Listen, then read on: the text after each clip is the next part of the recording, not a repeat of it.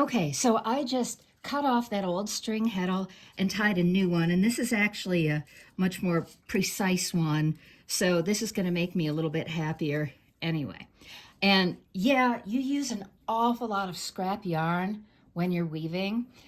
You create an awful lot of scrap yarn.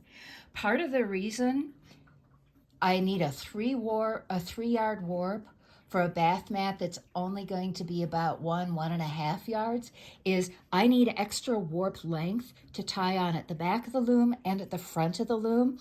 And this is just one of the things you have to learn to accept as a weaver.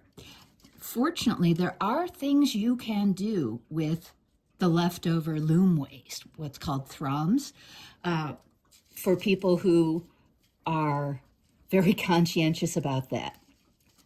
All right, so now I just need to work my warp end through this eye between the knots that I created in my string heddle.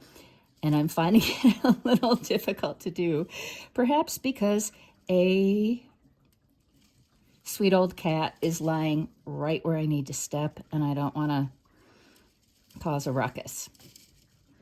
It would also help if I used my threading hook, but I'm feeling like I don't want to hunt for it right now, so I'm just gonna poke it on through there. Wow, this is really difficult. There we go. Okay, so I have successfully threaded this string heddle. And I want to say something too about marking mistakes.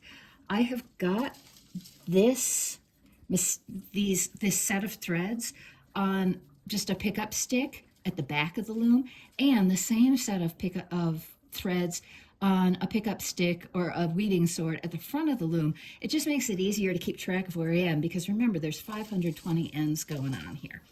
All right, so you've already seen how I tie on at the front, and I just need to allow enough yarn to reach the front of the loom without any hassle, so that I can tie it onto the front apron cord. This is my new cool trick for weighting a single warp end or a floating selvage or whatever. I have a lot of these embroidery floss bobbins lying around, and I bought a lot of them because they are fantastically good for things like samples of handspun yarn. So I'm just going to wrap the excess of this single thread of warp yarn around the bobbin. And there we go. And it's going to hang about 6 inches below the back beam, which is fine. Then I'm just going to secure everything with a little bunch of painter's tape.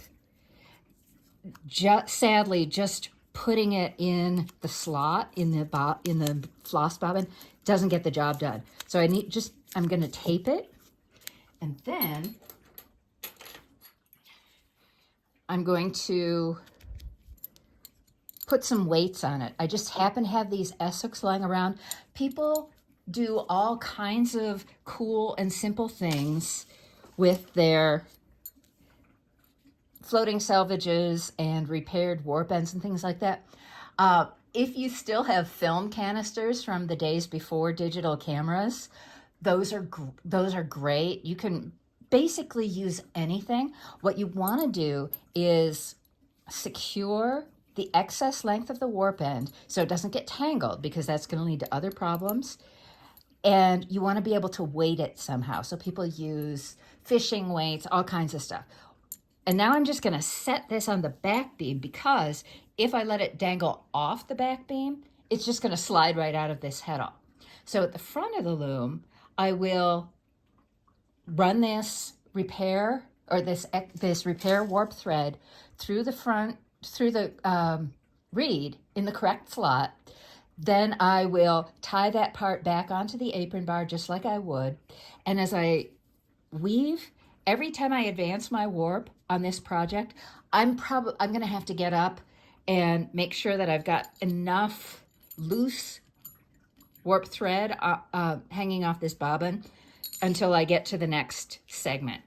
But that's not a big deal, and it is way, way better than unthreading this whole mess, rethreading it. This is going to save me a lot of time. Yeah, it's a little fussier, but it's not that bad in the long run. So again, at the front of the loom, I will run this through the dent in the reed to go with its buddies, tie on at the apron bar, and then hopefully, finally, I will be ready to weave my final project.